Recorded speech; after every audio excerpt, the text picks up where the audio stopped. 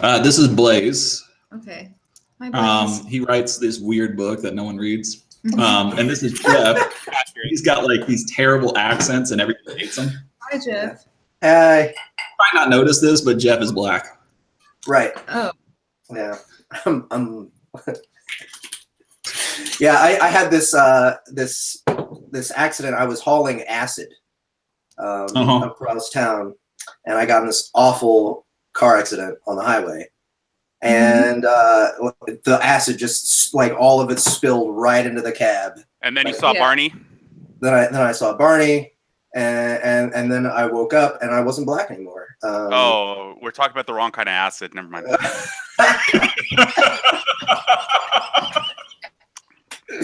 What's up, everybody? This is the very first Drinking with Charles podcast. We are here with our main host, Mr. Charles Dean. I'm like the co-host, doing all the hard stuff so that he can like steal the spotlight. But he's also he's joined by his wife. What's your name? I'm sorry. Sarah. Sarah? Woman. I just call her woman. It works every time. Okay. I mean, that's pretty. It seems accurate, at least. And there's only like two people in this house, so we can just differentiate between gender, and there's not like an issue. I can just be like, woman, and she knows. Yes, man. And then our first guest for this podcast is, of course, Mr. Blaise Corvin, who barely needs any introduction whatsoever. I mean, he's probably the most important person in the community as far as getting people together and having, putting together spaces for us all to hang out as far as Game Lit is concerned. So, Blaise, thanks so much for coming and hanging out with us. Deuces. So, Charles, start us off, man. Like, what get away from it.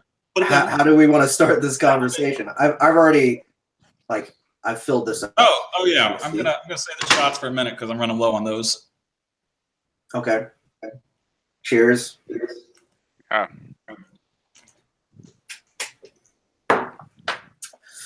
Charles, I believe you had some questions to start off with Blaise. Yeah. We're just gonna have a conversation here. So I was actually gonna start off with the fact that Blaise, since my wife and apparently people don't know him. Come on, seriously, I write a lit RPG and you don't know Blaise. I don't know anyone except you. All right, so Blaise, I know that you're kind of like the father. Like when it comes to lit RPG, you're kind of like the father of. I'm nobody's daddy. I'm no. Let's put a hard stop there. No, it wasn't me. That's I a love good y'all, response. but you're not my children. Yeah, you've started like what five social groups on Facebook at least. Something like that. I don't know. Luckily, I have some really good mods and admins who help me out a lot because otherwise I wouldn't have time. Yeah, but I mean, one of the things I noticed is you have your own. You've got the Blaise Corvin Patreon, right? Yes. And you're starting a new Patreon. Well, it's already started. Yeah. What's the difference? Like, which one, like, would you invest in? Like, what is the difference between the two? Because I'm looking at them and I'm like, isn't the money going to the same pocket? So the reason I did that is because basically Patreon has a very small team and they kind of are slow to meet the needs of the community. Like, for instance, right now in any given post, you can't put 2 pictures, for instance. So Facebook is actually better than Patreon. But the short answer is because I wanted to differentiate my website stuff from my personal stuff for a lot of different reasons, partly accounting, but also because I wanted to be accountable for the website. I don't want people like I don't want to be like some other authors that kind of have everything molding into just a big promotion stream for themselves. This is not for me, it's for the community.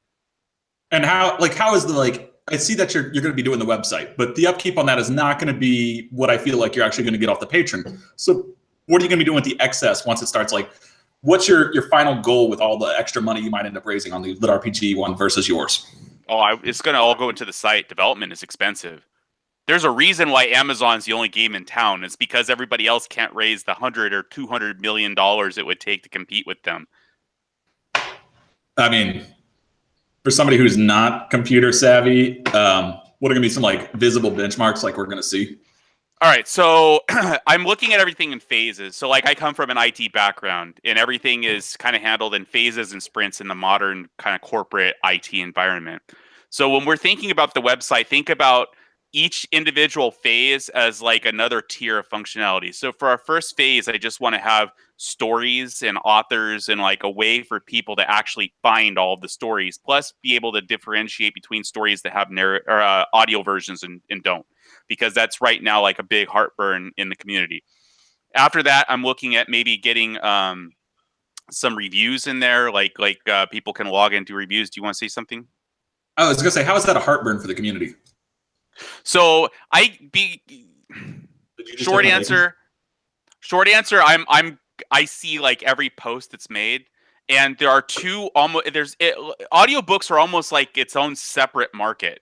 And a lot of times audio readers are kind of left in the cold. Like I was talking to Jeff about this yesterday. In ebooks, we're kind of spoiled because, especially as indies, we can put whatever the hell we want in the back of an ebook. So our readers know where to go to get information and stuff like that. In audiobooks, if somebody reads an audiobook, they don't always get that information. Like it says, the beginning of the audiobook is, such and such book read by so-and-so. And then the end of the book is, this is the end of so-and-so. The audio narrator can't just be like, hey, if you guys want to check me on Facebook, come here, blah, blah, blah, blah. That stuff's not in there. So what we really need is a visible place where people can kind of find organically in order to find all these books. Because I know for a fact right now, there are readers for authors, including myself. Like some of my readers don't even know that Secret of the Old Ones exists, that Jeff narrated, for instance.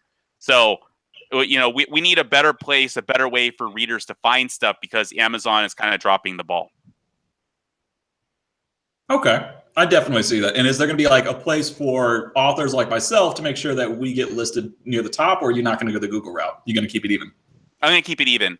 I think there will be like paid promotions and stuff like that. Like Jeff Hayes is an author that most folks know about, and he used to do a serial. He just ended it. And for some of my promotions, I actually paid to be on. What? I mean, sorry, Drew Hayes. I was like, Jeff Hayes, that's awesome. Yo, Jeff, right. Professional BC has left the building, so this is what you get, okay? So Drew Hayes, he writes superpowers and NPCs. I've actually promoted on his site, and it was a really cool opportunity, and I got to kind of meet some of his readers that way. I just thought it was like a really cool way to promote that's very organic. It keeps kind of some of the funding in the indie community and in game lit. And I like that. And I'd like to kind of replicate that, because a lot of us throw money at Book Barbarian. We throw money at all these sites that are basically just a GUI on top of a mailing list. And I would really like to find a way to actually grow our own community with a little bit more efficiency than throwing money at, fussy librarian. Yeah, Blaise, it's been 10 minutes. You got to take a shot, man. Okay, this is some Chambord. Cheers. It's drinking straight Chambord. God, Yeah, people drink straight liquor, Sarah. that's like raspberry liqueur. It's not liquor. I'm drinking 2 gingers straight. So actually, if I'm not mistaken, the manly Vikings that we always joke around about in the stories used to drink an incredibly sweet liquor. Like, I think it was nearly pure sugar, practically. Well, I mean, Was it? There's nothing wrong with having a fruity No, drink if there's- Eric the Red would drink a fruity thing before kicking your ass. there's nothing wrong, but like you have to be prepared for the hangover. Oh, I don't get Do you hangovers. think Vikings drank Zima? No, Vikings drink mead, which is really sugary. In fact, I have evidence of this, or rather, I have folks that can back me up, because at Dragon Con, I stayed up all night with Jeff up until like 2-3 o'clock in the morning, completely fucked up, hammered, and I was back in at the book selling counter like 5 hours later. Yes, Well, he here's the, succeeded where I failed, for sure. Yeah, so I've always wanted to go to Dragon Con and meet a lot of the authors. Like, there are some people I just really want to get trashed with. and I have to ask this question since you've had this pleasure, is, are they the same as you would imagine from their books? Was there anybody that was just like, you read his book and you were like, I'm expecting X, and then you ended up with A, like on the other side of the damn alphabet? Not really. No, I thought it was pretty consistent. Then again, I might be a little bit biased because I talk to everybody on the back end so often. I kind of know who everybody is. You know, I kind of know everybody's personality and whatnot. So there weren't really any authors I'd read before that I hadn't actually talked to. Mm-hmm. Now, there were authors I talked to that I haven't read. Huh? Was there an author that you really want to drink with, but you haven't met yet? Like, you haven't even gotten them on the back end? Got them on the back end. Like, not even a Facebook message yet. Like, you can't get this guy. Like how I'm trying to meet MSE. I just want a signed copy of one of his books, but I can't get a hold of him. So if you can get that, Yeah. let me know. I don't think MSE does anything other than work and sleep. He's worse than me. But Yeah, if you're friends with him and you can let him know, I really do want a signed copy of one of his books. yeah, I'd say R.W. Carpown. I think that's his name. I can't get a How would hold you of this spell that dude. last name? Like Carpound? Krpown. He is a he writes Dream. It's a really, really obscure lit RPG that has I've never heard of it. Yeah, it has veterans that are sucked into a game world. It was one of my first lit RPGs. Nobody knows about it. Like, nobody cares. His covers are terrible. They're like a picture of some of his random shit on a table. It's like some of the worst covers I've seen. But I actually really liked it. It's got some editing problems and stuff, but the first book especially is really fun. What, like military veterans? Yeah, like they're like army veterans, and they're very, very salty. It's like a realistic depiction of veterans being in a fantasy world who are like a tabletop team, and then they go to a fantasy world and they give. It's not like kind of the dumbed down version of veterans that even I do. This dude wrote it straight. So like there's all sorts of salty reviews like these guys talk terrible and they do terrible things, and I'm just like, accurate. Yeah. No. So you're talking about people who are like more realistic and everything. And one of the things I remember about your book was like, I don't think I made it past chapter 1 before you referenced HEMA. Yeah. Like, yeah. So how did you end up getting into that? Like, I mean, I know how I turned into a weapons buff nerd and like, I love military stuff, but how did you end up like studying that? And did you start with like the tactics, or did you start straight with the combat and then work your way up? It was kind of the combat. So basically, it's not a huge secret that I'm a huge nerd. And I got into like LARP live action roleplay. Huh? Is it a secret at all? It isn't now that I'm wearing my I Love Humanity hoodie. Kawaii. No. All right. Was that a shot? I'll do a That shot. was a shot. Well, I wasn't expecting you to do it with me, but yeah.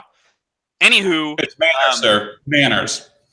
Yeah. yeah. So I did live action role play for a while, and I actually got pretty good at it. And I was playing with some European guys that use latex swords, not the kind of foam bats that Nero people use. You know, lightest touch, all that stuff. No, we were actually fighting. And I enjoyed it, and I did SCA in the past too, the Society for Creative Anachronism, where I wore armor and we beat each other with rattan sticks. So that just kind of eventually evolved into wanting to know how to use real blades, and that's more what I focus on now. And I'm kind of into let's grab. I always have blades near my desk, so Yeah. this is one of my Panuti. This is something I'm using for Filipino martial arts. So kind of a cool little blade. Dude, can I come over to your house and look at all of your fucking knives? I don't think you're looking for that. Oh, Charles. Well, serious question though. Going to this again, so you're a really big collector of knives, but what do you think like is your favorite weapon to write in a story? You got the MC. You have to give him one weapon. So I love for me, I'm a double-handed maul. Like I just love the idea of a ridiculously big hammer smashing somebody's head. But the fight scenes are awful. So I end up having to use like some cliche weapons because you can only say I smacked him in the head with a two-handed maul so often before the reader's like, come on, bro. You failed. Yeah. Honestly, I think throwing knives offer the most thematic opportunities. Like in Delvers with Jason and his throwing knives, like he's always doing creative things with them, and the readers love it because he's able to use his magic more effectively with his throwing knives as opposed to the sword. Kind of. So I think for me, from a fun perspective, it's probably the throwing knives. In real life, throwing knives are kind of shitty weapons, but in books, they're like they're the bee's knees. Yeah, well, I because actually Jason, don't like the way to build my weapon. Like I couldn't imagine somebody having a really nice knife, like a $400 knife, and being like, "I'm gonna toss this out of my hand." Like what? well, Jason gets to teleport his knives, right? So Yes, like so- he'll throw it at them, and then it'll be like a fake out because it's going to come from above them, right? Yeah, that's one I of love Jason's those things. abilities, and that's what makes him more deadly with his throwing knives. Because if you actually throw knives, it's a lot easier to throw a knife with no spin or with like a military spin at 10 feet or less with some serious power. Jason can do that and teleport his knife like right after it's left his hand, and then teleport it right near an enemy, so it just hits with all that force. So that actually makes it viable for the Delvers universe. What is military spin? All right, so there's two different types of knife spins. I guess I will demonstrate with my Yes. with this. So this is if you're going to throw if you're going to throw with no spin, that's more of like you'd think of the Asian way to throw a knife. It's like this. You let the knife kind of leave your hand, and the knife does not do a full rotation in midair. It just kind of travels like this before it hits the target. A skilled person can actually still hit a target at even 40, 50 feet like that, but it doesn't have a lot of power as soon as it hits. Like the closer you are, the more power you can put into it because the less you have to worry, you have to manage that rotation. Military spin's a little bit different. Military spin is a half spin. So you throw it like this, and it does one half spin before it hits the target. You can put a lot of power into that centrifugal force before it hits the target. So about I would say 10, 15 feet away, that's kind of the sweet spot to really wing it and sink. I've thrown my throwing knives and gotten them almost 2 inches into solid wood. I mean, it's got a lot of power behind it. It'll go right through a Nice. body. 2 inches of wood. How about throwing axes? Throwing axes are just hit like a fucking freight train. Like they have a lot of weight anyway. They have a lot of mass, and they also hit with all that centrifugal force. The problem with throwing axes is that after that first half spin, it's really hard. So basically, to throw an axe, you have to kind of manage your half spin and practice the distances in order to hit your target. So it's a little bit less versatile than a knife, but it hits a hell of a lot harder. So if you were stuck in like this world, would you be using the daggers at all? Like you got this huge knife collection. If you were stuck in like these worlds, would that be your choice? Like we know for writing, you like the throwing daggers. No, daggers are only good weapons in fantasy games. Or if you're in like the 14th century, late 14th century, and somebody's wearing plate and you're grappling and you want to stab somebody through the fucking eye hole of their helmet. Daggers are not good weapons unless you're grappling. You want range. There's a reason why people gravitated towards two-handed swords in societies where they were dueling with no armor on, or the rapier, which is still kind of a long weapon. You want range. You want to be away from your opponent because you want to kill them and not get stabbed, right? A real knife in a real knife fight, you're going to get cut. Knife fights are nasty. They're bad. Stay away from knife fights. Yeah, no, I remember the first time I saw like an actual two-handed weapons expert using a sword, and like for my entire younger life, I played video games, and so two-handed equaled slow. That was just like what it always amounted to. And then I saw somebody actually using a two-handed, and I was like, holy crap, that is quick. I don't think with my slow ass reaction speed, I would be able to stop any of these attacks. And I was really surprised at how fast they were and how deadly they were. Or the fact that I don't know if this bothers you as much, but one of the tropes is I used to love this this character Drist Duorden. I don't know if that name like rings a bell. Yep. Used two swords was really good, and they were all like individual swords. And so one of the things that I remember studying, Death and Twinkle, actually. You've seen what? Yep, shot. We're drinking. His swords names were Icing Death and Twinkle. I had a friend who was totally into that guy, and he would talk about him all the time, and so I only know that because of that. The Driz go or dead, yes. Yeah. So the long story short is I read the book and I really liked the character. And so I wanted to know more about his fighting style. So I looked up two-handed weapon fighting style. And I remember being so disappointed about the fact that every expert was like, no, you should never have two medium-sized swords because they're going to get in each other's way. Like, you're basically going to be stopping yourself all the time. You should get one longer and one very short. Like, that's why you see the Japanese with that, like, the short blade on the side. Because they just never, like, overlap.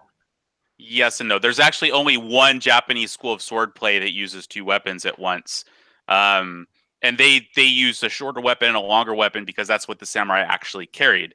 There are some modern schools that will teach two swords, but it's like it's hard. The old arming treatises don't have that because people just didn't fight that way for multiple reasons. Because if you're in combat, if you're actually fighting on a battlefield, you're not going to use two swords. You're going to use a shield and a sword because the other side has archers, not just dudes, on the line. Not only that, a real.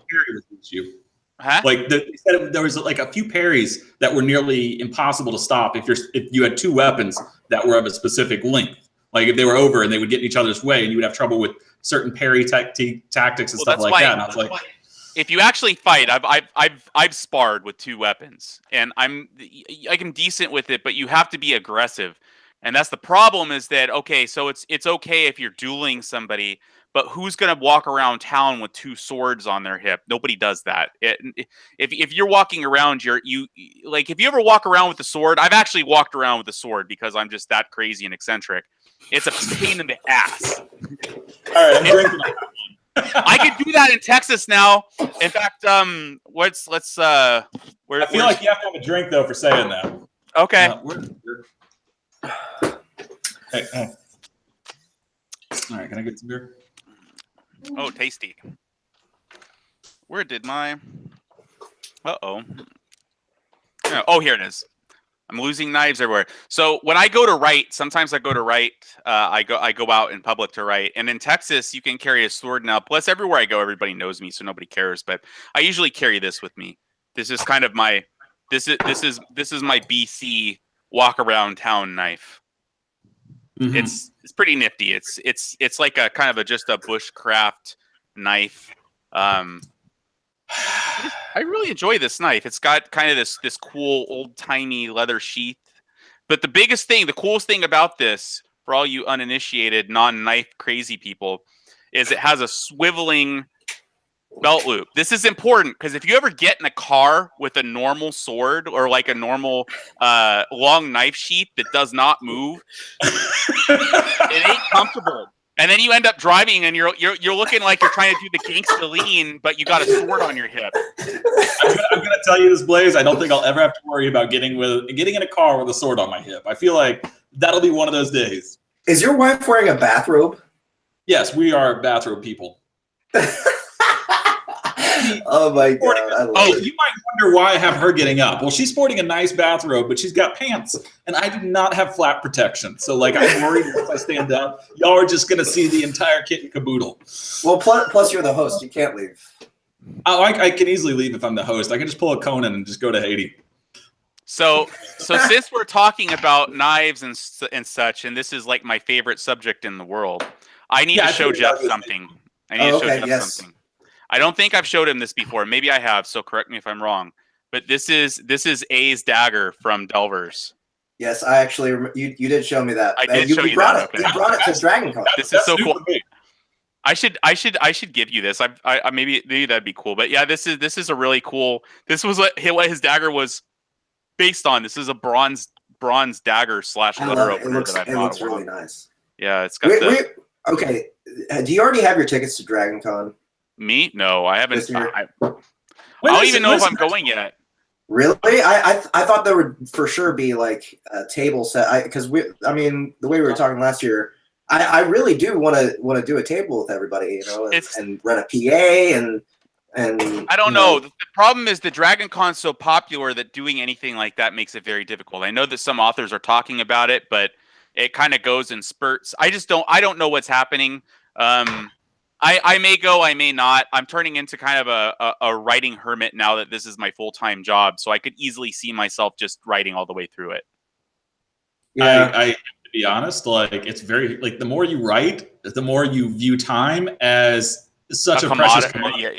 Yeah, exactly. And when you're like, oh, I have to take 3 days off, you're thinking in your head like, oh, that's just 3 days. But then you're also thinking that's anywhere between 6 and 12 to 15,000 words. Yeah, it's not just the time. It's like the money you spend. It's the time you're taking off. It's everything else. But then again, I really like interacting with people and networking. So I don't know. I go back and forth on it. Well, here's the thing about being in this industry and being in any art industry in general is that you can't just go full business because the business part isn't what people want. The part that people want is the art, right? And that comes with being social. That comes with interacting with all these people. That comes with interacting with everyone else who's working on the same things that you are. You know, there has to be a community aspect to it. I mean, you see what success that we've all had in the past year and a half, 2 years, and I think that a large part of that is community. I can just roll around naked in my knives. Yeah, well, I mean that too. Some cutting edge discussion topic, but cutting edge. No, I'm gonna move the topic along a little bit because Let's go. Move. Yeah. So I know I started back in like, I think I've already told this story probably a dozen times with like LMS and stuff, but how did you end up deciding you were going to write lit RPG instead of fantasy? Me? Yeah. Like, how did you make that decision? Because So this was my kind of, I guess, professional arc, if you will.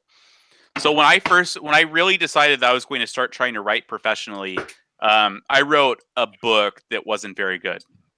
I'd already written a few books, but this was my first real foray into like marketable literature, and I still failed. I got like 40,000 words into it and scrapped it. So after basically, that, Night of the Bathroom Night. No. That was my first attempt, and it was cringy at parts. Yeah, that was pretty bad. But you guys should still buy the audiobook. Wink, wink. So I did a writing exercise though. I was like, God, I don't have the talent or I don't have the skill yet to really tell the story I want to tell. So I did a bunch of writing exercises, and one of the writing exercises was writing like a chapter or two of just a random book. So I wrote a chapter or two of Delvers. I was never expecting to turn it into a real book, and I put it on Wattpad, and like a couple random people said, "This is really fun. You should continue it." And I had nothing else going on, so like, I'll continue it. Next thing you know, I'm posting it on my website. I'm putting it on Royal Road, and like all kinds of people are really into the story. And I was having a lot of fun writing it, so I just kept writing it. I was like 75% done when I even realized it was a lit RPG, and that's because it was on Ramon's site. Like back in the day, he had a lot of web serials because there weren't very many published books. And I just happened to be looking at my website one day and looking at sites linking to me, and I found Ramon's site that way. And then I found his review, and he was like calling it lit RPG. I had no idea this was even a thing. Like I'd been reading, Is It Okay to Pick Up Girls in a Dungeon? And, all these light novels and stuff like that. That's not even bad. That's not even bad. Wait. Are you reading the novel, watching the anime, reading the manga, or that weird thing they did afterwards where it was from the girl's perspective? All of the above.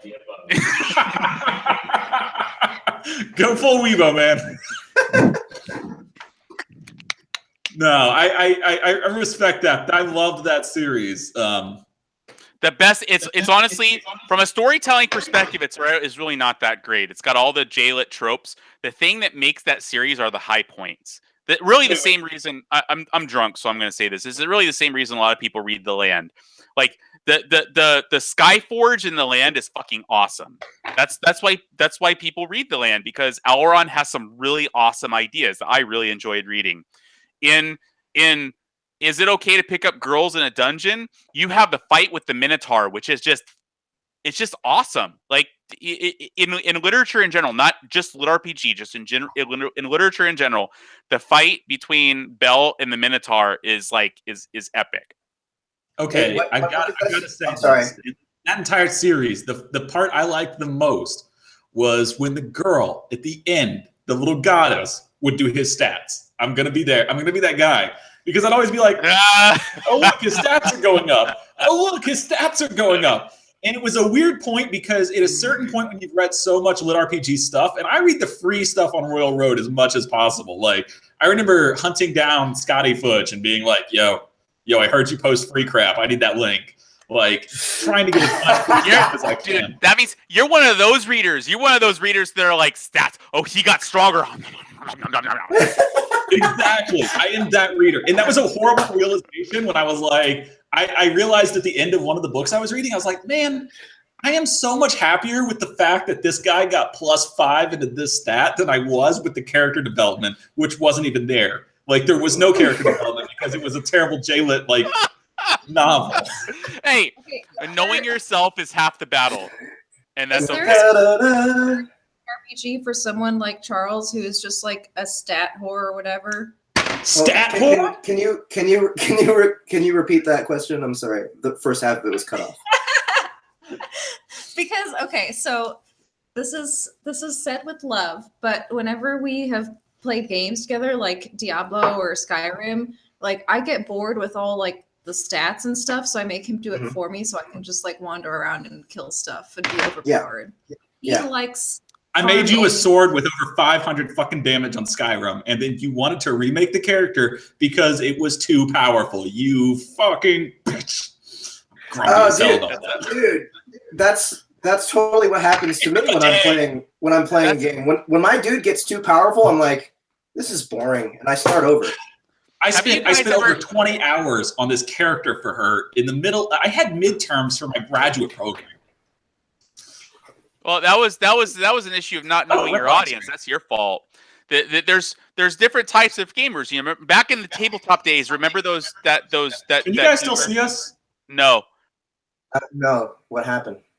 Oh, there we are. Oh, now I can see you. Remember that humor? Just blinked. We were like, what's going on? Real men, real role players, real munchkins, and real loonies. Remember that stuff? No. What is that?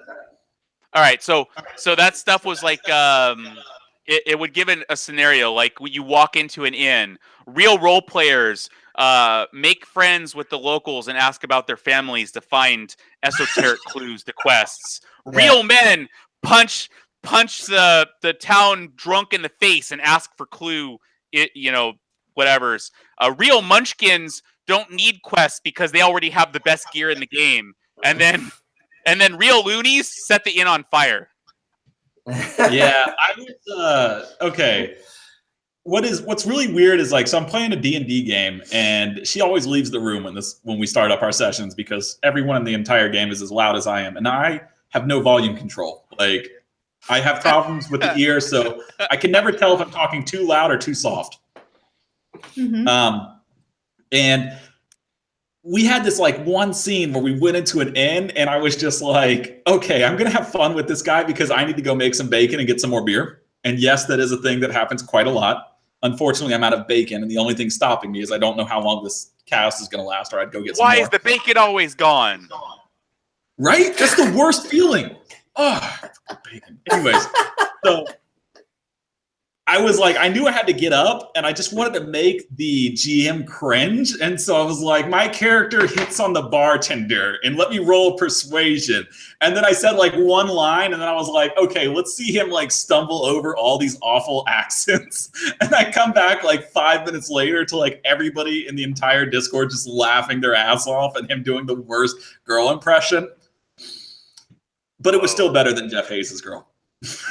What?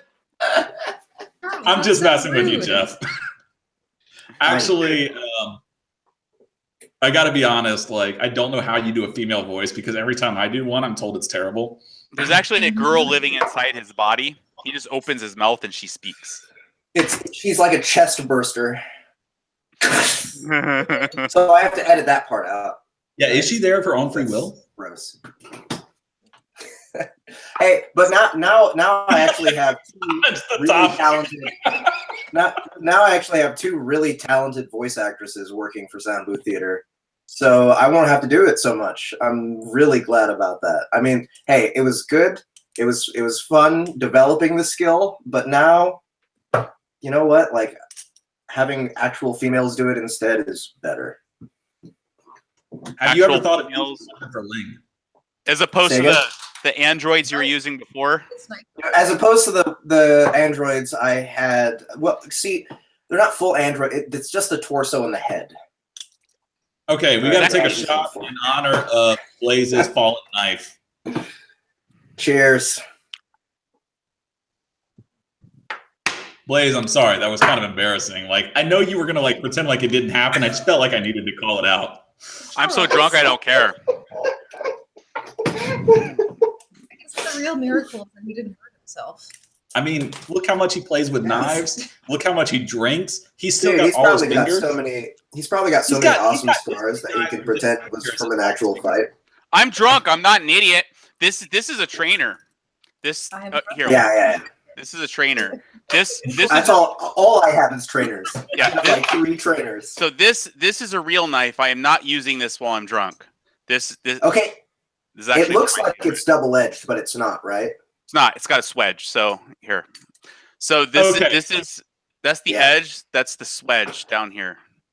Can we all acknowledge the "I'm drunk, I'm not an idiot" is going to be a quote that's going to be used in my next book? Like, is that fair? Can I steal that material from you? Are you Dr. ahead. Eviling me? He's okay with it, I think. I don't know if he's okay or he's gonna he's Yeah. setting up the Dr. Evil like I am- I'm gonna call everybody out on the fact you stole that from. No. See, this is me being very self-aware and saying I am ex-military, so I'm a very experienced drunk, which is why we do not play with things that might injure us unless we have the muscle memory that we could be blacked out and still not injure ourselves. She's a Marine and she's still all drunk. Yeah, that's true. Well, that's You're a Marine too? Yeah, she's not Army, she's Marine, and I remember the first time. Actually, What was that this like? is gonna be sappy, but Are you we actually- lying? before she went to boot camp, and I wrote her a letter every day, and she went from being like this ridiculously. You ever seen the girl that looks like she's never exercised a day in her life? Yep. yeah. Yeah, she went from being that. 80% of Not them. fat, okay? Jeff went there. Jeff went there. Oh my god. Jeff. I'm not even gonna put in the effort. Spank yourself. Oh my god. Other people, like this is gonna be public and people are gonna be watching this. And they're gonna be like, it "Oh is my public. god!" It's got the live button right there. Anyway, so she went from being that woman to like after MCT, she had like ridiculous muscles everywhere. Uh-huh. And the best part about it was when she didn't exercise at all, like I could give her as much wine. Like I think I gave her 3 or 4 glasses of wine, no drunk. Afterwards, for like a month or 2 after MCT and all the training, it was like 1 glass of wine would get her trashed. I remember she took like 2 glasses of wine and passed out. Well, yeah, because I was deprived for like 4 months. Oh my God, it was such a cheap date. And my body fat. That's contraband.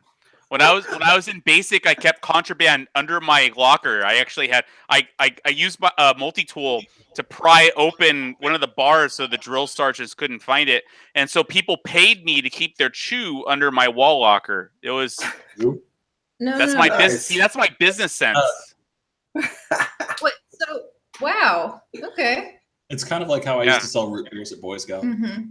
I also, we all got down to like 4 hours a night of sleep, but I got mine down to 2 hours. So I'd polish people's boots. I did a really shitty job, but they wanted to sleep because they were pussies. So I just polished their boots, and I made extra money that way too, which I then spent on candy.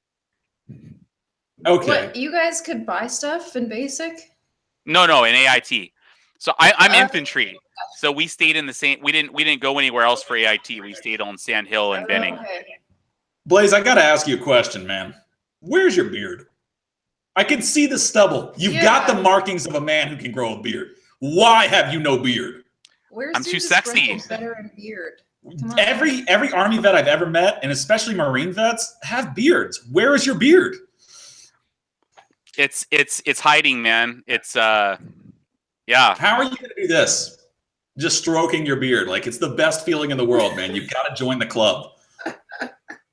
There's a few reasons. One, my face itches like crazy when I have stubble. I can't 2 stand weeks. it. I let it grow up. 2 weeks is the most it'll itch. Just make it past the first 2 weeks. It's like that uncomfortable annoyance when you first give your soon-to-be wife the key to your apartment, and she just shows up randomly, and I don't know, buys like a bunch of random crap for your wall that you thought you never needed, and you were like, why the hell do I need 50 freaking tiny towels that don't amount to anything in my bathroom? That's oddly specific. We still have this crap away. I gave cost money, so I wasted it. So reason two is because with the way I dress, it usually looks better if I don't have stubble or a beard. I'm just naturally unkempt. So I could be wearing a suit and look like I just rolled out of bed. And that doesn't work well with a beard. And last but not least, your hair, like, I'm not trying to be mean here because I have thinning hairline. Like, if you can see this, it's entirely so thin that there's no resistance at all. Like, the camera's being really nice to me right now, but otherwise there's nothing upstairs. It's like my hair is essentially a 20s Valley girl. There's nothing up here at all. Oh, Charles. Anyway, you kind of have the start of that with the spikiness, man. Like, I could see your scalp, and you should just grow a beard and shave your head. No. Grow a beard and shave your head? Dude. No. Go full dwarf. You can never go wrong with full dwarf.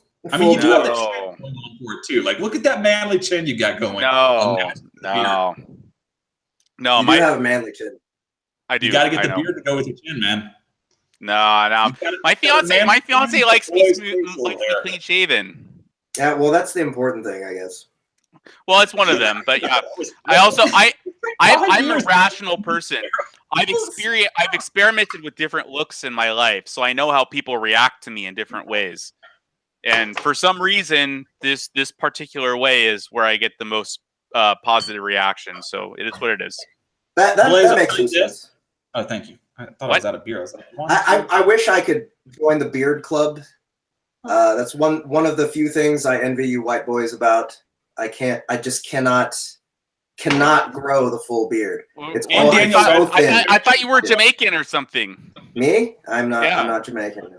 Oh no, I'm half Asian. I thought you were Jamaican. Fell in acid. Oh, that's right. I forgot. The not fun kind. I forgot my history. Okay. You forgot your superhero origin story, man. Yeah, well, the skin color has been like it's been infecting my mind and just making me forget about my heritage. So Jeff, never mind. You're right. I'll just grow a beard very soon. Jeff, if you can't grow a beard, I want you to go to Amazon, look up the most ridiculous beard accessory you can get. And if it's under $5 or $10, I will actually buy it for you so that you can wear it extreme. If you just get the ridiculous beard outfit and we get like selfies throughout your day, like this is Jeff with beard at like the mall, or this is Jeff with fake beard like going to like the store. Like, we need a collection of Jeff with fake beard. There is only one way I would ever probably really truly grow a beard, and that's if I really learned the jaw harp. The Jew harp, you mean? Oh, that, yeah. Hell yeah. Jew harp, jaw harp, same thing. You have that on hand? Sorry, they were just calling it the Jew harp. Oh, I have. No. What else? What else do I have on hand? No. I have massagers on hand. I've got cumberbatch knife again. Pocket knives on hand. I mean, you just never know what might come your way when you're in your home office. Well, as of these 30 minutes, because I can't get up, all I've got on hand is 1, 2, 3, 4, 5, 6, 7 empty beer bottles, 2 empty monsters, and a candle. That's the only thing I've got on hand, man. I feel quite like a letdown. And a wife. Charles, I mean, come on. Okay, so you said you didn't want the stream to last any longer than 45 minutes. I said 30 minutes. Like, honestly, if it wasn't Blaise, I would have cut it off like 15 minutes ago. But you said 20 to 45 minutes. That's what you said. 45 minutes was the max. Should we cut it off now? Do we have anything else to talk about besides Blaise's weird haircut? We've covered the haircut. I mean, the lack of beard, man. That's what I meant. I'm sorry. We still need to get you. Not enough face. Blaise, would you do this? Would you go to if I got you a fake beard, would you wear it for an entire stream and take selfies? Yes. I would also. if I would be willing to wear a cat costume in public, which I was. This jawline doesn't lie, and neither do I. I would wear the beard. Okay, so if we get like everybody goes to the next Dragon Con as a dwarf in full armor, like the most ridiculous outfits we can come up with, would you take part in that? Yeah. Yeah, me too. Maybe all of us dudes could be dwarves and all the ladies could be elves. Or we can have all the ladies as dwarves too and get them fake beards. Fuck that. No. I love this one. No. You agreed so quickly. I need like a flashing meme that says "not my kink." Okay, you've got to understand. Like, I have to deal with elf woman all the time, anyways, because she's got these ears and like that weird on. So I don't have a weird face. your face is kind of pointy. Okay, it's pointy, but that doesn't make it weird. That is the quote from this thing. Is, I don't have a weird face.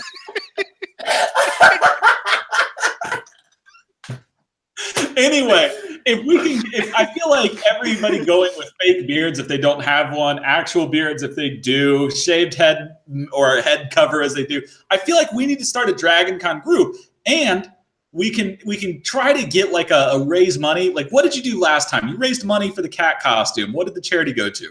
It went to the Shriners Children's Hospital. Okay, can we use them again, or should we use somebody differently? Like, no, I feel like like them. I kind of think that's like cause. Seriously, is there anything better than 6 children helping to give kids to? with Like, feels like you can't go wrong with that. It's like it's children who don't have enough money for medical treatments they need. Like, out of all the win-wins and losses, there's no way you can fail on that. yeah, I think there's no real reason When to is the next change Dragon it. Con? When is it before I make this Labor commitment? Day August? Yeah, August? Labor Day weekend. Time for that, right? Yeah, let's do this. Let's try to like put this together eventually. Blaise, you're gonna have to, of course, run it because I'm while I 100% can down. make drunk ideas, you are the guy who has. I love when people manufacture work for me.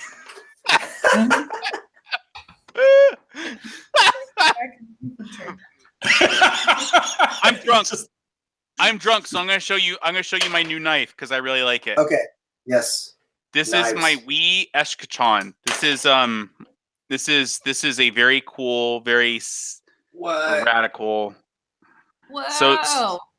Yeah, so this weighs 3 ounces. This is titanium carbon fiber, and I think it's 690N. It's like a high-end steel. This is a really awesome knife. I love this. I got 2 of these because I'm thinking that maybe I'll sell one in a couple years for more than I paid for it or something. But look at that action. Look at how nice this is. Look at this. You take the lock off and it just falls on its own, just like a custom. That's amazing. Oh. This is so sweet. Wow. What about that knife? That looks like something off of the video game Crisis. Well, I showed you guys Smog before too. Smog's pretty sweet. Oh yeah, well you showed it off the stream, so definitely. Yeah, so that's Smog. Smog. Oh, let's go back to the stream. Yeah. Oh. It's just not the same without Eggs Benedict. The eye glows in the dark too. What? You got to hold your hand over it so we can get a visual of it. That's sexy. excellent. I don't know if you can see. I don't it. think it'll work. I mean, Everyone besides Blaise, shut up. So this is just a really cool kind of hawkbill. It's got this Emerson wave, which is really cool. So when you pull it out of the pocket, it automatically deploys. It's probably one of my favorite carry knives. And I weave this lanyard for it. It's kind of cool. I don't know. I'm a knife guy. I go a little nuts on the knives. Did you get the dwarf knife made by Dark Elves that you joked about on your Facebook? Because I was really excited about that one. But that maker is making one for me. But I did make this for my fiance though, or rather, I got an antique and then I fixed it up. So this is one of my fiance's new knives that I made for her. I feel like the pink makes it sexist. Hold on. You made a knife. What does that entail? So I took the original knife, which was an antique from 1966, and I put a new grip on it, and I also fixed up the sheath, which was really badly damaged. So that's why it kind of looks like this now, and it's pretty nifty. It's basically kind of a clip point. Oops, it's kind of a clip point Bowie, but it still has a pretty nice blade. It's kind of nifty. What's the description or whatever that is? It says Philippines 1966. It was made in the Philippines in 1966. Oh, so wow. yeah. Dude, for real, I wanna move to Texas sometime soon. So I gotta come over and look at all of your goddamn knives, man. Before we went on air, I showed you guys my 1945 machete. That's kind of cool. This is a USGI 1945 Pacific Theater machete. It's one of my it is my favorite machete. As far as I know, this was actually used in the Pacific Theater. Some 1945 era machetes weren't because the war ended and they weren't used. I think this was actually used for a short time. But I've weaved some paracord. It's got this kind of nice pinky rest because I have nerve damage in my pinky. But this is probably my favorite machete. I've got quite a few of them. It's got this nice lanyard. If you ever really spend a lot of time with a machete, you know the lanyard's nice. Wait. Back up. You have nerve damage on your pinky. Yeah. Is that from a military thing, or did you get it before? In my early 20s, I cut. Sorry, my camera's messed up. In my early 20s, I cut the inside of my pinky. So I was holding a knife and I stabbed a tree because I was an idiot and I was in my early 20s, as I said.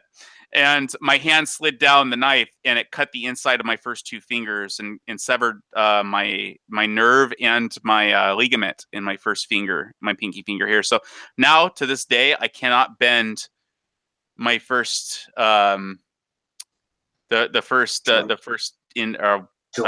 Help me out here. Joint. Thank you. Yeah. Oh, speaking of which, I think it's time to take a shot, Blaise. Okay. I already prepared. I've got another glass of. Yep. I was told I had to drink an entire glass because if otherwise, I wouldn't match up to people doing a regular shot. But they don't sell alcohol on. Cheers. Yum. All my alcohol stores are closed, and it's just terrible. What else do I have here to show off? Because I'm drunk. Oh man, I got no shame. I don't get to show. There's not many people who appreciate. Oh, I've got my Kershaw Tilt. Oh, this is one of my very favorite knives. This is my Kershaw Tilt with the carbon fiber scale.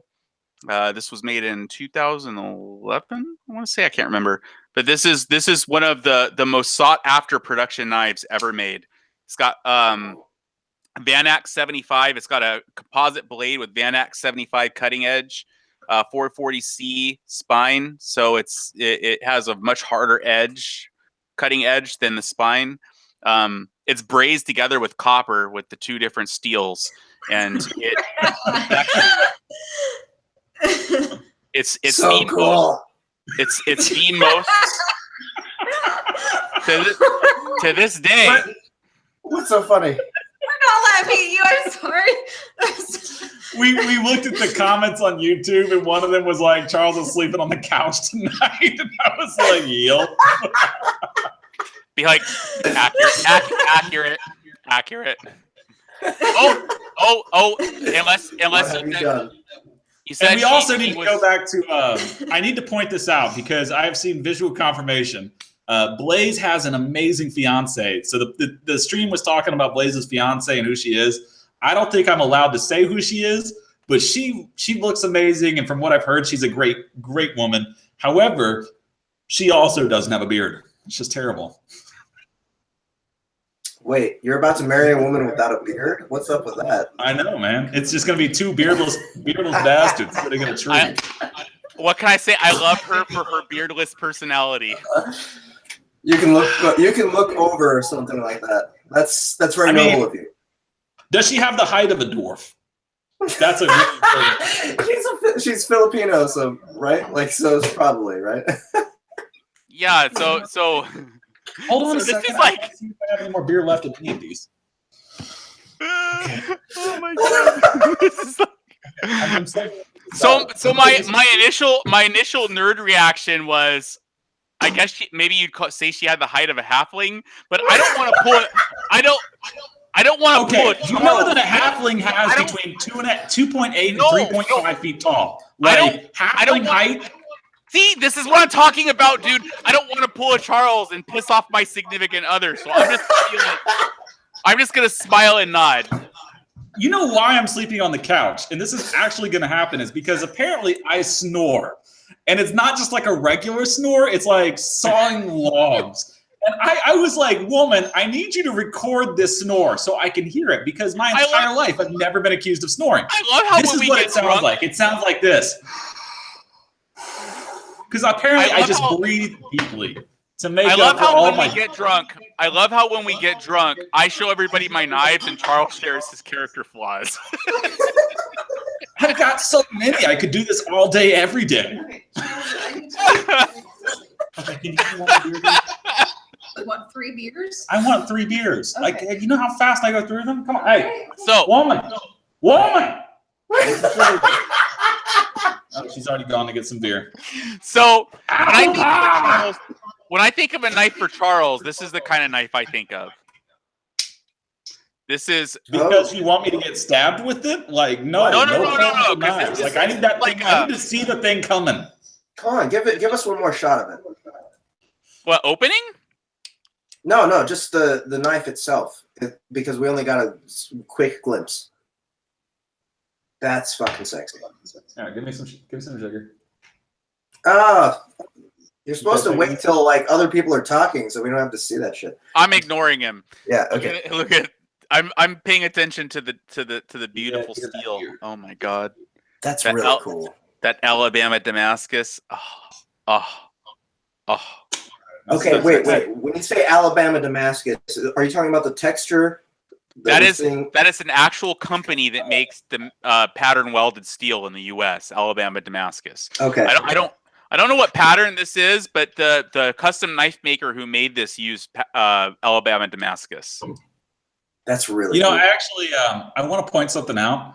I remember one of the comments I got randomly on one of my books was that I could never write a woman. I remember being like insulted about this for quite a while, and I was like, she's the one who wrote her. I was like, all the dialogue came from her, so how the hell is that not a woman? It is very trendy. It is very trendy right now with reviewers to say that somebody failed at writing a female character. I've noticed this.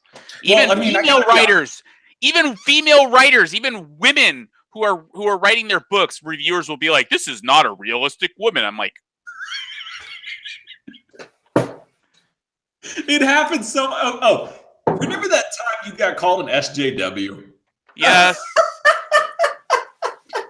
I have been called an MRA, I've been called an SJW, I've been called alt-left, I've been called alt-right. It's like I ping-pong between one extreme or the other depending on reviewer, it seems.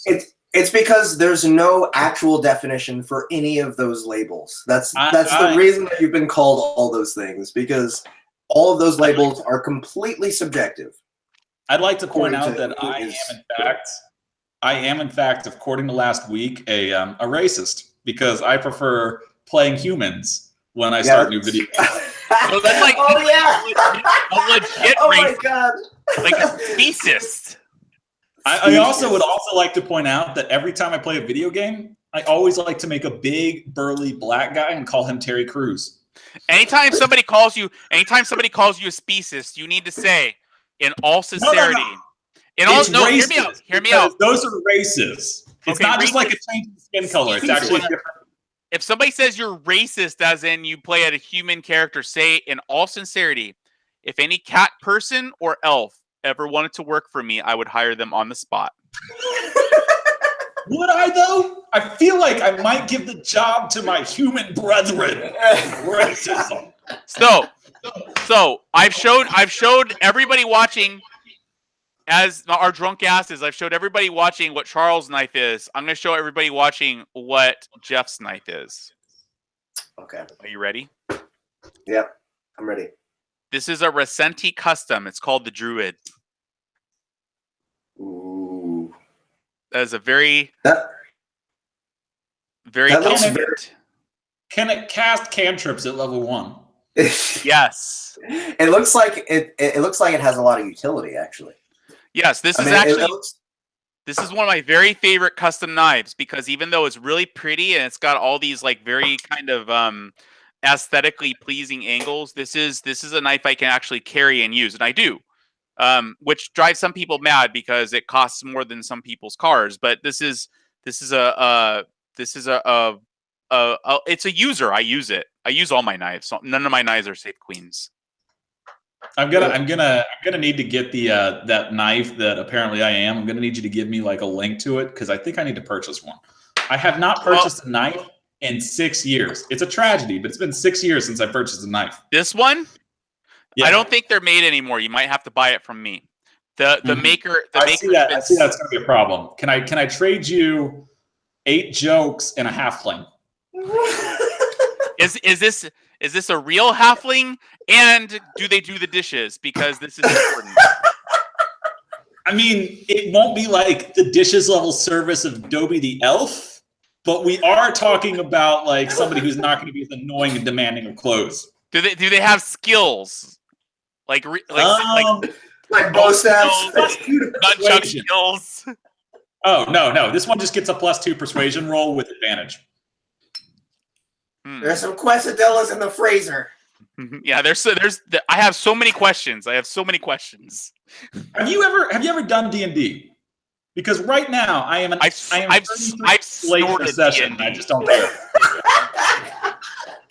I've got an incredibly amusing session where I've told the DM that if my character dies, I will punch him in the face. Dude, you could come over to my house and I'd have a razor blade, and you could be like, "Is that D&D?" And I'd be like,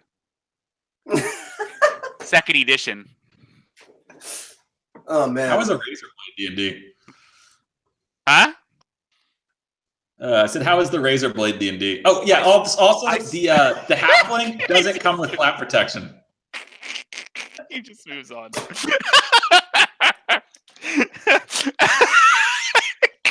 I'm so amused right now. I'm highly amused, Charles. I am over half of my 12-pack in less than an hour. I have drank a lot. I drank like not less than an hour. I drank like a fourth of Chambord. I drank almost over half of this Goldschlager. I haven't started it on the Parrot Bay. That's probably good because then I'd start dancing. But yeah. Oh, this might be a Jeff knife too. This is a Kershaw 3600 volt. Oh man, what is that design going on there? This was the blade knife of the year in like I think 2011 or something like that. This is considered to be one of the best carry knives in the world ever, and it has a well-earned reputation. It's just a really nice knife. I like my knives. I know my knives. I know my shit. I could look at knives all day. There's too many hobbies out there, but knives is like coming up. I'm really drunk. On my, it's coming up on my things I need to have. I'm gonna try to do a Y2k roll while drunk. Are y'all ready? What does that mean? What does that mean? You're gonna have to explain that. The plane's going down because the computer system doesn't work. So this is a Y2k roll. Okay, so we've got, I don't remember what this is. I think it's like a balance roll or something like that. That's one type of roll. This is a Y2k roll. Like that. You realize your camera doesn't catch that. So what I'm doing. But I feel like your frames per second on your camera is not enough. Yeah, so my a Y2k roll is when you hold the knife like this and you roll it over your thumb. And then you catch it back like that. So anyway, so I really like I like Bella songs. They're fun.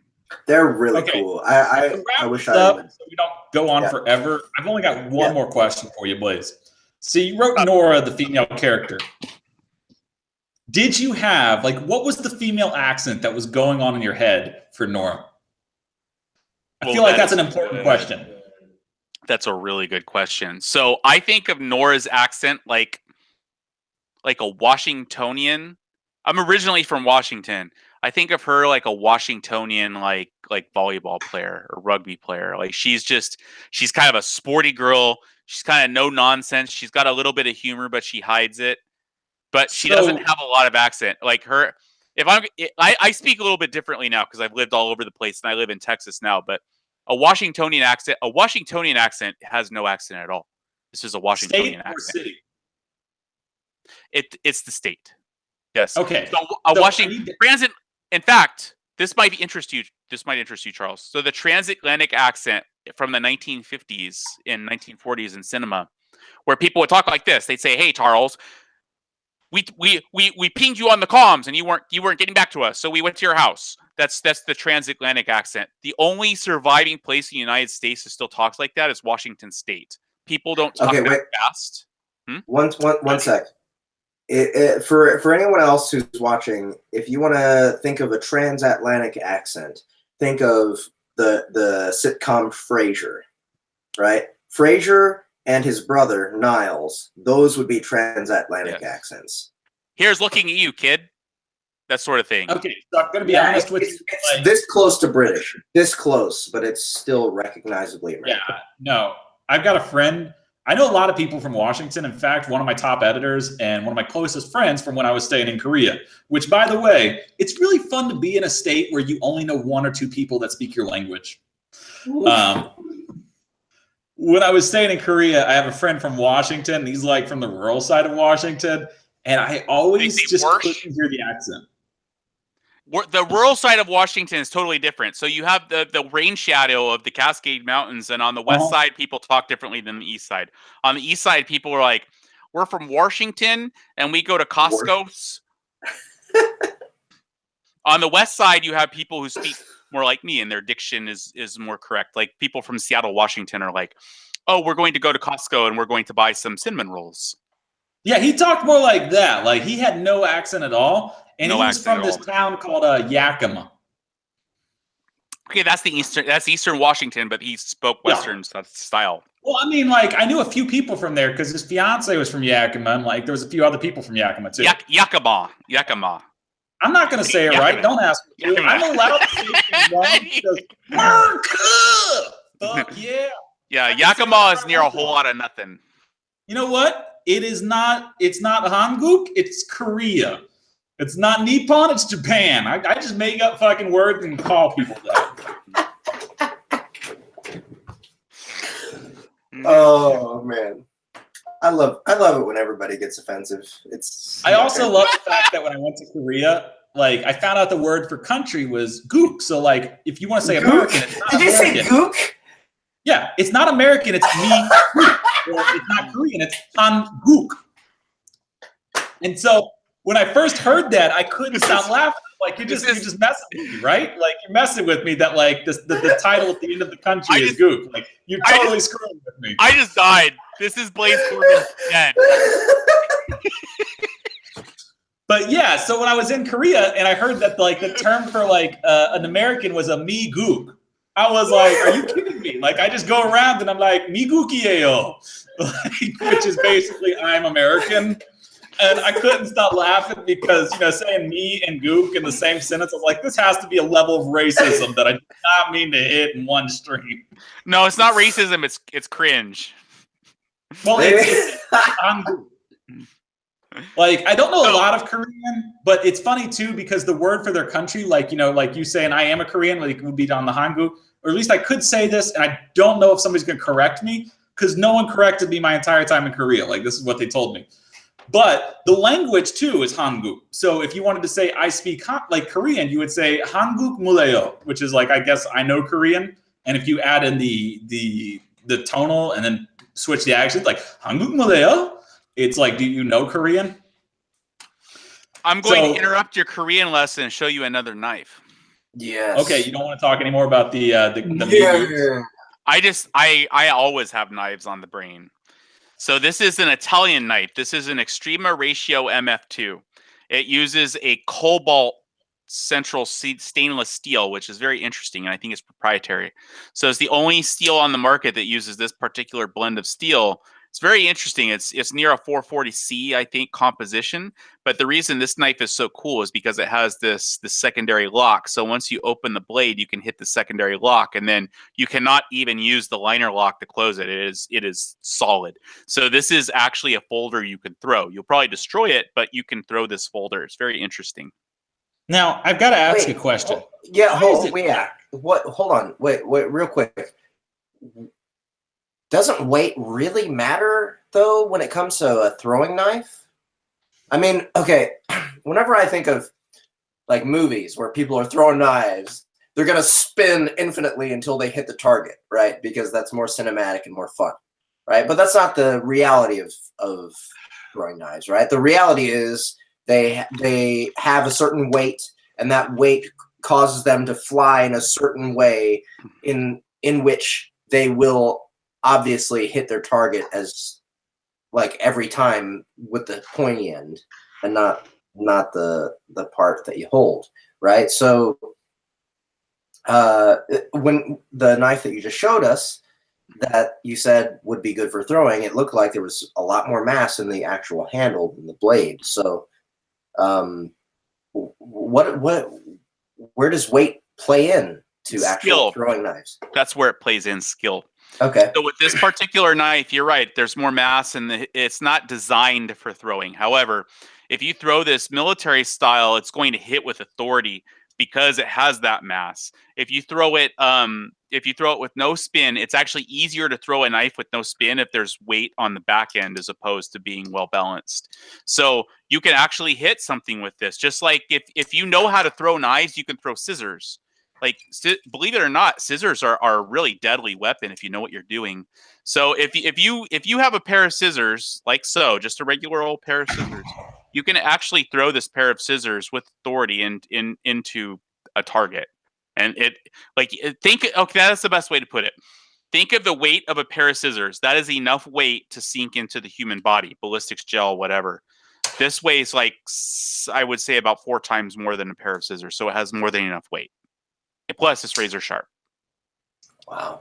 Yeah, I was gonna say, like, why is it still black though? Like, I remember so one of the jobs I got, like the retarded stuff that I had to pick up during college, was I volunteered as a blacksmith, and the only time a knife was black was when we dipped it in oil and we didn't polish it off afterward. You know what I mean? So the way most modern knife makers blacken a knife is with vinegar or something like that. It's a forced patina. So that is basically rusting the knife really quickly with a chemical reaction, so that if it has a high carbon content or something like that, it won't rust on its own. Now, obviously, something like this is actually stainless, so it's done for tactical reasons. It's mainly done for looks, but I have some knives that are blackened. I have some knives that aren't. I have some knives that, like this cold steel, that have the natural polished steel.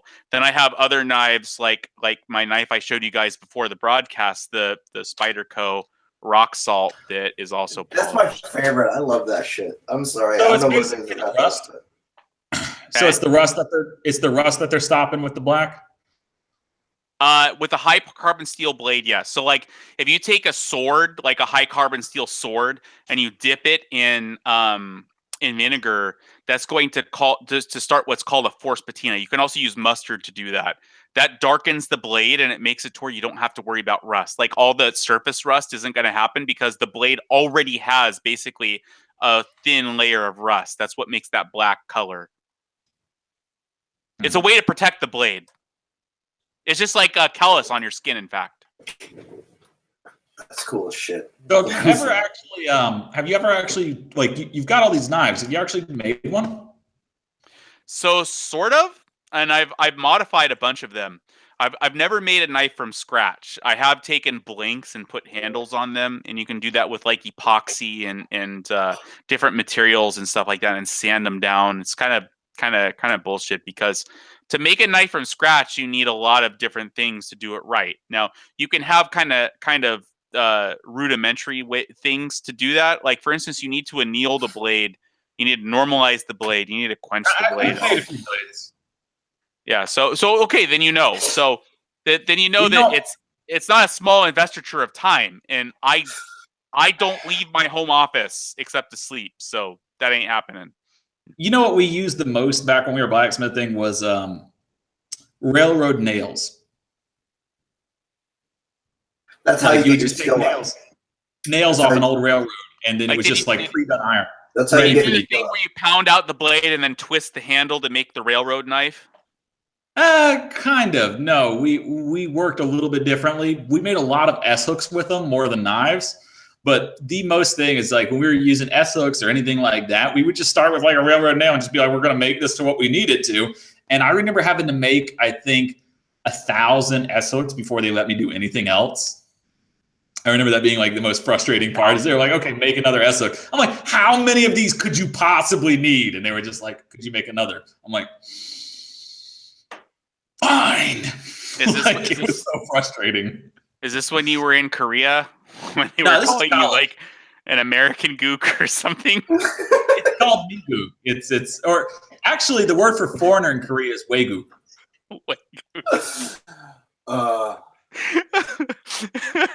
Jeff's reaction just is he's amusing me greatly. I loved how he like immediately was like, that's the most racist thing I've ever heard. I'm like, no, this one time I can use the word and it's not racist. Like, just this once. I'm sorry. I actually had to learn. I have to be honest with you guys. Any racism towards people who resemble me is hilarious. I can't get mad at it. It's just it's too funny for me. Maybe because I'm so in between. God, I've drank a lot. I can see both sides. I've killed I've killed off almost my entire bottle of Goldschlager and over half of my champ board. Well, maybe it's time to end the stream. I'm up here number 8, so I'm behind Blaise. Maybe it's time we're good, and maybe it's time we recognize that everyone who's watching has had a good time and would like to get on with their Saturday night. Yes. I think we should also recognize that I'm not sure what the prize is or what. Did I say Saturday? Sunday. Yeah, Sunday. I finished my book today. I'm feeling very accomplished. So this. Dude, I'm so excited. Yeah. So whatever the game is that we are playing, I don't know that we are playing a game, or whatever the prize is, I don't know what that is either. But I think that we should all just accept that I won. Okay. Maybe. Yeah. No. Sure. Go ahead, man. I think. However, and the victory prize is that you have to send me a signed copy of one of your books. Okay. Specifically, I just ordered like 25 of SOO. So I'm gonna say. If you ever send me a signed copy of your book, I promise to at least show it off. Like, what is this one book I've got right here? It was a nice signed copy of Ascend Online. I love this book. This is the only one I've gotten. I'm trying to get more. If you send me a signed copy of your books, I will pimp it on streams anytime I'm on one. Wow. Well, so Charles, now that I know that you are in fact a stats whore, I'm going to send you a signed copy of SOO because SOO has some very there's lots of stats. There's lots of stats. I find it funny that I'm a stats whore, but every time I try to put that stuff in my book, my editor gets on to me. And if you can ask Jeff, since he's met my editor now, he's very retentive about everything. Well, there are so many juicy stats in SOO that if your editor reads it, he's going to come on to you. I mean, he's more of the fantasy than the lit RPG. There's going to be lots of fantasy involved. All the fantasy. Dude, I can't wait. I can't wait to do that. I want to get an audiobook of it too, in a regular book, and just put it on a stream and make like a pause every 5 minutes and be like, "This is Charles Dean listens to awful commentary, or Charles Dean's awful commentary on a great book, SOO." I'm too drunk to like put out these words. SSO. And I will hopefully get somebody to like write off this account and be like, "This is tax deductible. He drank 5 fucking gallons of beer during this audio book, but all that beer is tax deductible because he did it on a podcast." So it's funny you say that, because in the IT field there are placement agencies. And these placement agencies basically take talent and they put them in like the large companies and stuff like that. And they literally do buy a bunch of beer and it's tax deductible because they're constantly buying people booze in these mixers and stuff like that. So, hey, if they can do it, you can do it. Well, absolutely. I also heard you have a fan that gives you custom beers and custom stuff. Like, what was that? Because I commented about being snubbed by poor MSE. Charles needs one of those. So I don't have I will say, shout out to my awesome fans. I don't have any fans that have sent me beer yet, but my awesome DX Racer chair here was a gift from a fan. Dude, that's so amazing. I have the most. My readers are awesome. My readers are. Gino Ferrani or something on Facebook was all like, "Hey, I have all of these beers and sent some pictures and put it on your public post." And I'm just like, where the hell do I get this type of fan? Like, I want the alcohol sent to me. Like, that sounds amazing. When people are like, Charles, how do you want to grow as an author? He's like, I want the alcohol sent to me. Yes. That is exactly my goal in life, is to get more alcohol sent to me. Are you making fun of the fact that I pull on my beard? Is that what's going on? No, I'm doing my Charles impression. I want the alcohol sent to me. I feel like Charles has been suppressing his accent this entire time. I don't have an accent. It's not. You do have an accent. You do have an accent. Dude, okay, so I have a bunch of... The first time you talked to me on the phone, it was just like full blown. You know why? Because I let you do it. Because I am so open of a person that when people talk to me, they just are who they are. So you're so open as a person that the first time Charles called you, he was like, "What are you wearing?"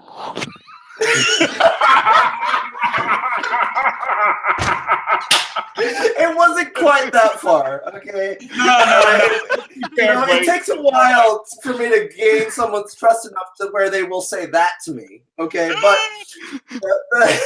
when he talked to me, dude, I don't know. Should I take a picture? I knew. That's why I knew. That's why I knew that it was Sam Elliott who should be narrating his audiobooks, right? No, when I called him, the first time I called him, this was my conversation with Blaise. I was like, "What are you wearing, boy?" I heard you got that good stuff for us little RPG authors. I'm zipping up my armor of weeaboo to protect myself. I heard you got what you're looking for, boy. I love humanity. No, actually, okay, so to be fair, when I first talked to him, I did have a little bit of an accent, but I have a adjusted accent because when I was in Korea, the thing I did was I was an English teacher. And I tried to use my normal accent to teach English, and they couldn't understand a word I said.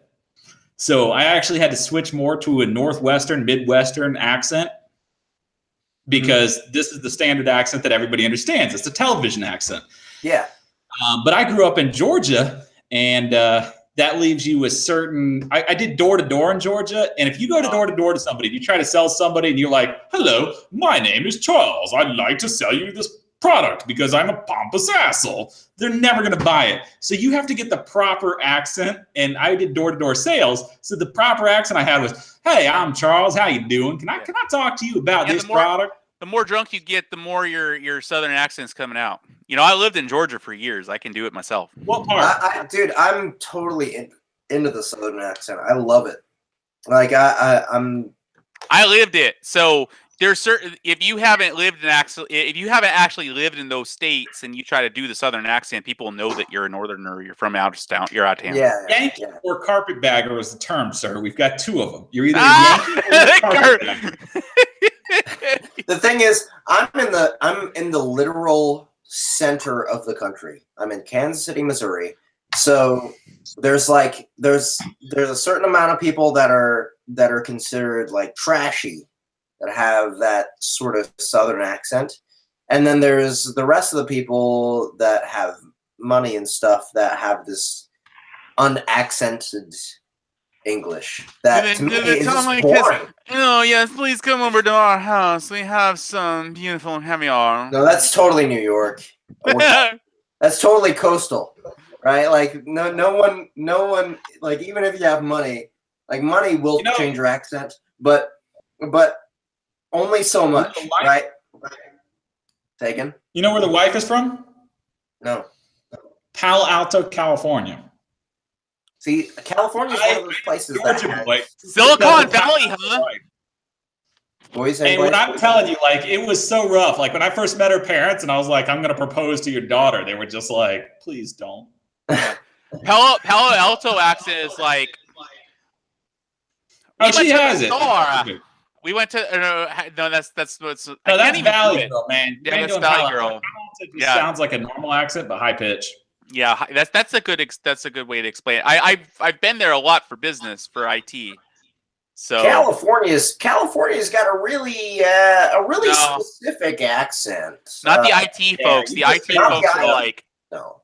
the IT folks are like, hey, why don't you come over to Google and we'll have lunch? Yeah, it's quick. It's quick when it comes to tech. Actually, I found that it's just more like they just have a normal accent. It just takes a little longer for them to say some sentence and shorter for others. And they have like what I'd like to say is a little bit higher pitch, but it ain't much. I Like just have it's not significantly different. And there's a lot of foreigners. Like most of the people I met in Palo Alto and San Francisco. So like I got my graduate's degree. Like when I went to school in San Francisco, and like everybody was a foreigner. Like you couldn't meet like a native born. Like it just wasn't possible unless they were Chinese first generation. I met like plenty of those. I just have to point out that we are drunk as shit and talking about accents, so we are probably 100% full of shit right now. Yeah, For absolutely. everybody watching, do not take this seriously. None. Not No, we were seriously just at all. talking out our ass. In fact, if this looked like my asshole, like gotten it down. That probably looks more. I mean, it probably looks like my asshole. I am holding. Every time I wipe, there's like at least 3 hairs. They're talking. So- Jeff, do you have a beard on your asshole? Is that what I'm hearing? Do you have like an asshole beard? Is that where this is going? This entire stream has discovered that you have an asshole beard. I'm just saying that your Whoa. face might look a little bit like my asshole. That's all I'm saying. So they're talking about assholes. I am wearing an anime hoodie and holding an antique machete. I feel like this is the point we need to cut it. This is so much wind. This is so much wind. Jeff, cut the live stream so we can keep drinking without embarrassing ourselves. Okay. All right. Cut it. Hey. Jeff, cut the It's damn my stream. I'm going to cut it now. All right, guys. This is the live stream. This is Drinking with Charles, the podcast.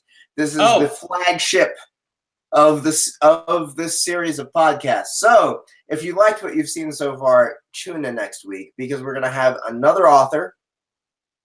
God help them! God help them! Wait. Jeff, we can't just bring Blaise back and have him show off more design. Who knows what's gonna happen when we do? But next week we will have another Drinking with Charles. But today it has been Blaise Corvin who has been developing the Gamelit Society website. Blaise, what is it exactly? What is it exactly that we should call this website? Because that's one thing.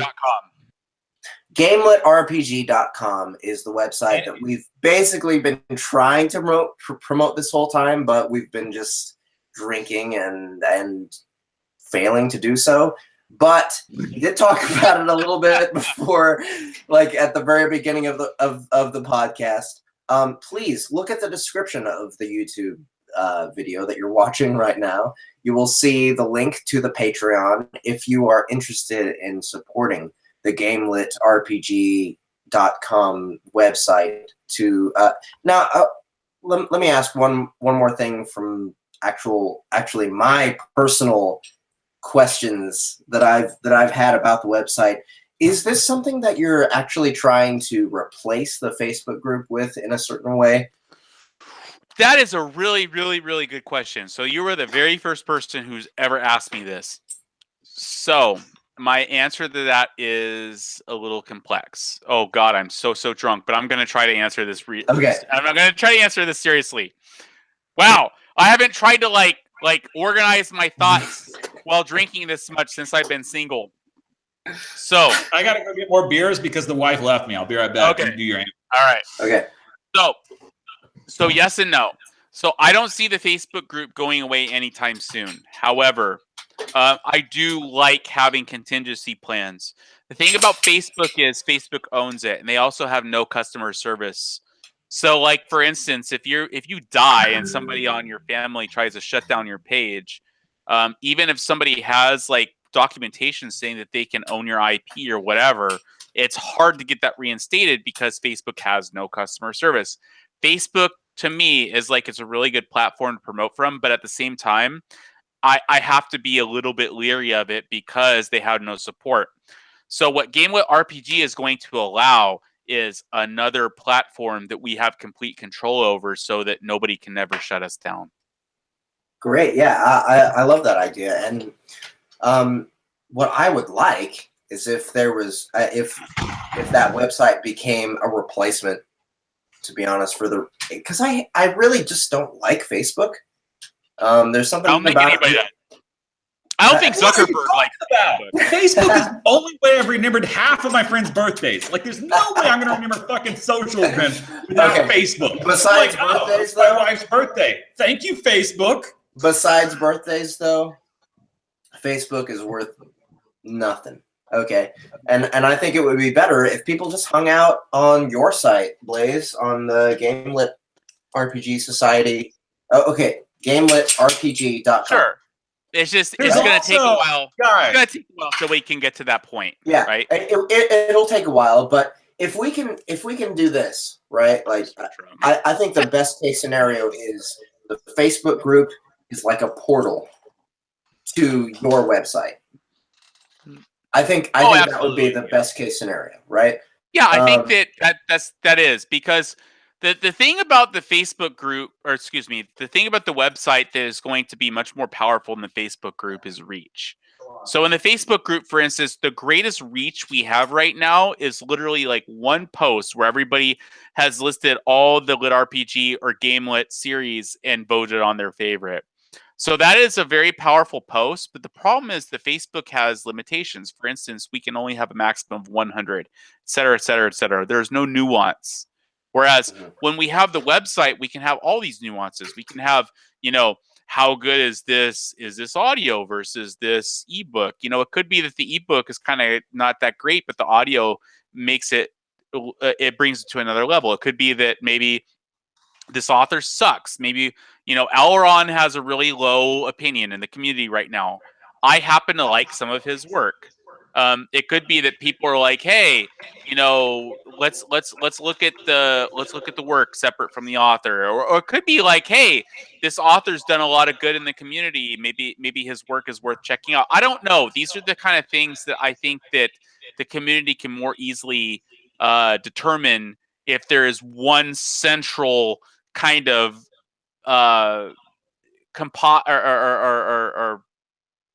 I guess the best way to put it is central repository of truth. That's the best way to put it. Yeah. Well, I'm excited for that because I hate Facebook. I mean, like, I use it a lot because there's so much business to be done, right? And there's so many ways to connect with people on Facebook, and I like that. But at the same time, there's this I don't know, the overall feel of it is just, it's very, for me personally, it's just very impersonal. It's kind of ironic to say. it is impersonal. It is impersonal. It's and I think that our community has a very specific feel to it, and I think that the Facebook group has a very. We have a tight knit community. In our Gamelit group, there are very few people in our Gamelit group that I wouldn't let stay at my house, just as an example. And that's unheard of in most, like, urban fantasy. Yeah, not you. You fucking. He's like, let me go to Blaise's house and set it on fire. Yeah. I can stay at your house. Actually, I can say this. I generally, when I travel. Woman, come with me and let's go to Blaise's house. Yeah. Let's play with his knives. Woman! We're traveling! Woman! No, actually, when On I a travel, serious- I generally try to stay at Mormons' houses because they can't reject me. Like, they have some weird rule where they can't say no to you staying over at their place, and they've got to be really hospitable. So I'm like, I'm taking advantage of your religious beliefs, and I'm going to get a free ride here. Thank you. On a serious note, our community is really tight knit, and most It people really is. kind of know each other. And I think that this is important. Like, we have kind of the core community.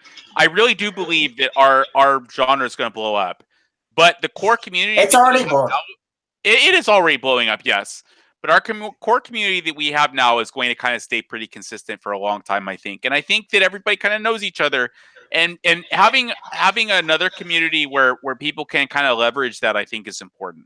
And there's people who have tried to. There's people who have tried. They've given effort into helping towards that. I need to give shout out to like Paul Bello and folks that have put a lot of effort into letting people talk to each other. I just don't think we're quite at that kind of nucleus point yet, and I really want to try to help us get there. I would like to do something. We'll do that. I would like to do something not in August, but maybe October, November. I'd like to put together a lit RPG group and have like one meeting in Atlanta to cover East Coast, and maybe like a meeting in San Francisco or something to cover West Coast, and just have like a lit RPG get together once a year. Because honestly, like, my biggest issue with this community is every person I've talked to from lit RPG, like, I have met people. And I know I made this post recently where, I was a little rough straights, and I was like, I've met people that I would really, really love to have a beer with. Like, they're just the coolest people I've ever talked to. And that's weird because I've grown for 30 years, and then lit RPG happened, and I'm like, wow, there are actually people as dorky and weird and antisocial and RPG loving as me. Why can't I just get together and get screwed up with these people, having a beer and relaxing? Of course, also saying some offensive things that'll get caught on camera and then ruin my writing career. Dude, I am so drunk. I think that we're brothers by now. Yeah, absolutely. And offensiveness, that's the thing, is like anymore, when you're offensive, but you're around people who can be okay with it, right? Like, when am I not offensive? You're in the kind of social atmosphere where it's okay. It is okay. It really is, because things are fracturing. So this is my take. I am very, very drunk. So maybe I'm going to say this anyway, though. One thing I love about GameLit and Lit RPG is that there seems to be, the majority of the community seems to be very open-minded and very accepting of other types of people. However, they are not exclusionary in the way that like SJWs are. Yeah. I like people who accept other people for who they are, and I think even if they disagree. Yeah, exactly. I accepted him because he was an RPG. You can't understand somebody if you shut them out or castigate them and see them as a non-person. Yeah, and I think that's totally true, and I think that comes from the fantasy aspect, right? Like, that's a good point. We all come together because we want to be someone else besides ourselves in a certain way, in an environment that's other than the environment that we find ourselves in reality, right? That's part of what makes fantasy interesting, is that we transport ourselves to a different realm where maybe people are more accepting. It also gives us a safe way to describe kind of complex social issues, like using fantasy races to talk about racism. Like Taryn Matherew's Summoner series does a really good job of that, I think. Even though it's YA, it does a really good job of that. It's not game lit, but it's still like, I think this is kind of a recurring theme in fantasy, and it's maybe one reason why fantasy fans are more open-minded, is because they've had a way to kind of delve into other ways of thinking that is maybe not as combative as a lot of other people in modern society would want to be when talking about these issues. Well, I think that your series also, the Delvers LLC series, also demonstrates that to a certain extent, right? Like, for instance, book number 2 is where not tasty. Thirsty. Sort of still thirsty. This isn't a real knife. I'm drunk. I mean, your books from book number 2 has been criticized from both angles, right? Yeah, both sides. From the people who are more conservative, who are like, why do you have this this trans person in your gay series. character, I'm mad. Yeah. Right, and then there's the other side that's like, Not gay enough, I'm mad. Yeah, exactly. It's like, why is your trans character not pissed off at everyone and not trying to break barrier, whatever? So I have a story behind that, actually. So when I was living in another state, I was very lonely. This was after my divorce, and I didn't have a lot of friends. And I had a gay friend, and I told my gay friend I wanted to be a novelist, and he told me that he felt very lonely because when he read books, he didn't see a lot of representation. It's like in some novels with gay characters, it was like the gay characters he didn't identify with because just being gay wasn't enough for him to identify with the character. And he was like, yo, man, please write a real gay character. Like, write somebody I can identify with. And I heard that, and that's why I wrote that character in Delvers 2, because I wanted to fulfill a promise to a friend. Right. I'm gonna say this, Blaise, and I know this is probably gonna get me in trouble, but you're an SJW. I'm just messing with you. Like, I remember reading that review and then looking at your book and being like, how could this be possibly associated with one or the other? Dude, in book 1, they were calling me like a warmongering. What the fuck did they call me? They called me like a warmongering woman hater. And then in book 2, I was suddenly an SJW, and I was like pushing the gay agenda, and I hated straight white males or something. And then in book 3, like, I don't even know what straight white males, Blaise. Like, it's okay to hate straight white males because, like, I like to call them competition. Like, nobody wants that around. Like, I'm always like, woman, don't talk to that man. He's got a penis. Yeah. A penis. He said penis. I'm dead again. Oh my god. This is BC. This is BC dead. The truth is, this is the wheel. You can't say happiness without penis. There's no happiness without a penis, without something kind of poking out of the ground somewhere. Oh my god! He's making like poking out of the ground. Oh my god! I'm so drunk. And I know that there's like all these people watching this, and I'm just like, oh my god! It's like perpetual cringe, but I'm like amused too. But that's the thing. That's where we need to get back to, right? There was a time, maybe 10 years ago, when us being amused and having fun with the language would be enough to keep people engaged, right? Whereas now there's like this orthodoxy where people are like watching out for keywords to be mad at. Yeah, well, right? I think watching out have a lot of that. Here is our minority representative, Jeff. I got to ask you a question. If you light a guy on fire with napalm, and then you wait a minute, and then you hit him with your flamethrower, is he a biscuit? Wait, start over. Do it one more time. If you light a guy on fire with napalm, and then you wait a minute and you hit him with a flamethrower, is he a biscuit? Because he's been twice cooked. Charles is so drunk. He's like, if you light a guy on fire and you hit him with a flamethrower, is he a biscuit? Is that the? I didn't. That's the actual definition. Biscuits etymology was twice cooked. So if you light a guy on fire twice and you put a space between it, is it a biscuit? I don't know. That's the thing. I guess I was very ignorant about biscuit cooking until you brought that question up. So I would say yes. I think the obvious question to ask here is, Charles, how would you define a biscuit? Yeah. I mean, if you cook something twice, technically the word comes from bis, which is the Latin word for twice, and coquerie, or whatever the hell you say it is, which is the Latin word to cook, and which comes out to biscuit, which is in France for the best biscuit, which is the English version of it. So it still means twice cooked. So technically, a twice cooked baked potato is a biscuit potato. So where? So if you got a twice baked potato, it's a biscuit potato. Now, from my scholarly background,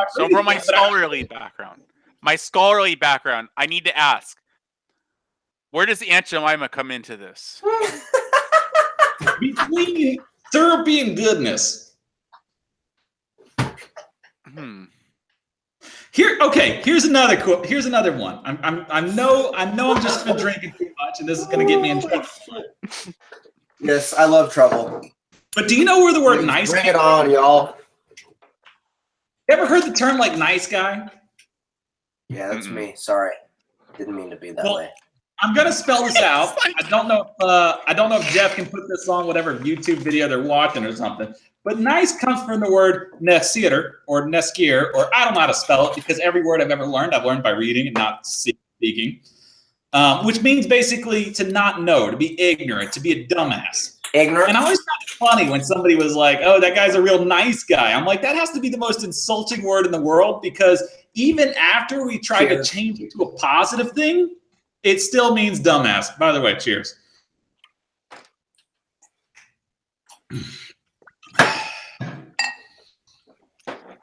You know what the worst part about like when you start pouring Porn book. pouring The beers, worst part, like the worst part is being drunk and having a good time and knowing that there's like lots of people who are not drunk going, "Oh my God, what the fuck is wrong with these people?" Okay, you know when you pour a beer and it's like past the 10th one and you just start giving it way too much head and you're just like, well, at least the beer's getting some right now. Do you have a lot of problems with giving head, Charles? Left the room. Oh, I wouldn't. I mean, oof. Never mind. Blaise, do you have a lot of problems getting head right now? How's your fiance? If she was here, she'd probably be handing me the Goldschlager. I mean, she's not here right now, so how's your blowjob problem? Oh. No, seriously though, deployments suck.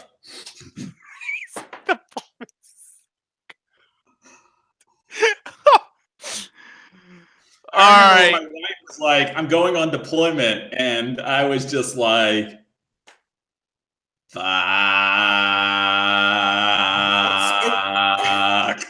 It's so weird to me that there's so many people in this genre that actually have a military background.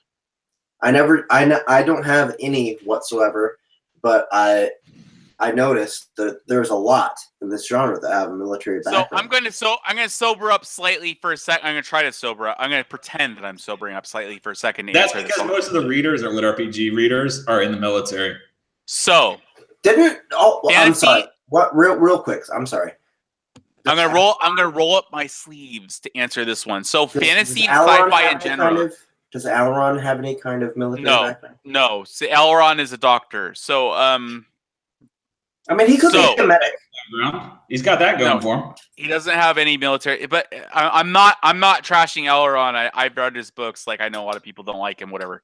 I'm not trashing Aileron. This in fantasy sci-fi, there are a lot of really successful writers who have a military background. I have a theory about that. I think it's just because people write best about things they actually know. If you have never if you're a virgin, it's very difficult to write romance, for instance. Fantasy sci-fi, a staple of fantasy sci-fi is combat. Bullshit. What? I think there are a lot of veteran writers in fantasy sci-fi because they write combat better. I'm throwing it out there. I have met so many great fanfic writers that have probably never been laid in their life.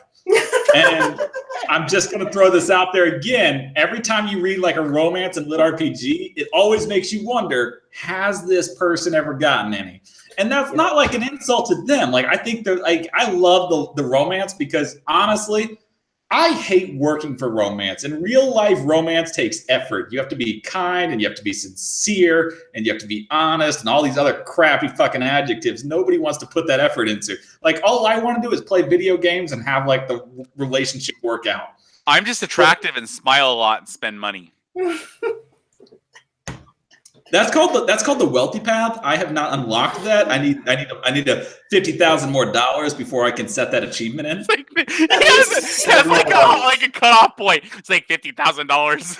I mean, if I had about $75,000 more, I could unlock the smile a lot and buy stuff romance achievement. Unfortunately, See, Yeah. this is where that clean shaven look comes in. 'Cause you can walk in a room and be like, "What's up?" I don't know I how didn't put long I've anything been in your rocking drink. this. Is that what you say? Like when you put the clean shaven look on? I've had this Oh my same God. look. I for don't know how long. just inhaled Goldschlager. Hey, by the way, if anybody's still here, the show ended like 45 minutes ago. Oh I don't my know why. God. Yeah, we're just a bunch of drunk assholes right now. Like nobody can hold this shit against us at all. No, seriously, we have our maximum number of viewers right now. Seriously? Which is like Yeah. what, 10. Whoa. Okay, We're doing okay. good. Whoa. Right now, We're doing I good. don't know if any of these viewers can do this, but right now, if a single viewer can name the pattern I'm using when I'm drinking, because I drink whenever a specific event happens, or when Blaise takes a shot, if you can name that pattern, not only will I take another shot, but I will go just cut off a piece of the hair or do something random. Dude, I'm so drunk that I just almost missed grabbing my Goldschlager. Hey, That's to show Charles, everybody though. how much I've drank. Seriously, I love doing this. I love hanging out with you guys. I love hanging out. Yeah, with we do need to wrap it up. It's It's a Sunday. Yeah, we Yeah, need to it's time. It's time. But let's take a shot real quick. Hold on, let me And fill this to then- the brim. I'm almost out of beers because we only got a 12 pack, and I would like to point out how unnaturally how much unnatural common sense I have, because I love knives, but I am so drunk. I know that handling a knife would be bad, so I am not handling them. I would just like to point that out. Can we, in honor of the deceased man show, do a Ziggy Zaggy? What the fuck is that? Ziggy, oi, oi, oi. Ziggy, zaggy, ziggy, zaggy, oi, oi, oi. Don't remember the man show? You've never watched the man show? I watched like the girls jumping on the trampoline, and that's about it. They had Okay. this thing at the very end. At the very end of each show, there's a really random drunk Norwegian guy of some random descent, like a German guy, who says ziggy zaggy, oi, oi, oi. And then they chug an entire beer. Everybody on set chugs an entire beer. And that is the end of the man show. Now, for this ending, I know you've only got a shot or something. Pour up 2 shots or whatever you need to do to feel good about yourself. And let's do like a ziggy zaggy and top it out for the end So of if the show. I can be Norwegian, can I be like You can be as you want. You could be like Visita har eventen och spelat Dota. Whoa, that was good. That You don't know actually that sounded legit. That is legit. You don't know the song? No. Visita You har just eventen och impressed the spelat hell out of Dota. me. Okay, well, either way, we can do the shot, the ziggy zaggy at the end. Is everybody ready? And Jeff, as soon as the shot's finished, hit the damn button. We keep drinking otherwise. All right. All right. I got exactly 1 tiny quarter of the end of my 12 pack, and I got to go get more beers because the wife didn't load me up on enough. All right. All right, I'm ready. I'm ready. Ready? Ziggy zaggy, Yeah. ziggy zaggy. Oi, oi. Oi, oi, oi. Ziggy zaggy. Ziggy, Oi. zaggy. Oi, oi. Boom. Thanks, everybody. Thank Go check us you. out. Night. Check the description. There's all sorts of links in there where you can buy stuff and give us contributions. So until next weekend, thank you very much. This has been Drinking with Charles. And yeah, I hope we'll see you next weekend. I am so drunk. I think I'm gonna go ride my kick scooter. Good If any- work. If any author wants to drink with me on Sunday next week, let me know because I'd love to get trashed with you. For sure.